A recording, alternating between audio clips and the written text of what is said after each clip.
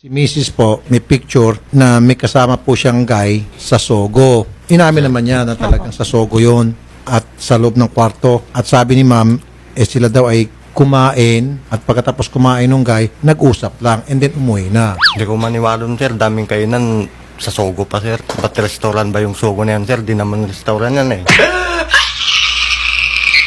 Nag-usap lang po kami, humingi ako ng advice. Ano po yung pagkain kinain nyo doon? Pag ano lang po, kanin lang, tsaka Ano? chicken lang yun. Anong klaseng chicken po? Grilled chicken lang po yun. Tapos, ano pa ma'am? Yun lang po, tsaka tilang. Iced tea, yun lang po. Gaano katagal po yung pagkain nyo? Mga 15 minutes 15 siguro, kasi minutes. nagmamadali po siya eh. Ayaw mo maniwala, sir, na nag-usap lang sila?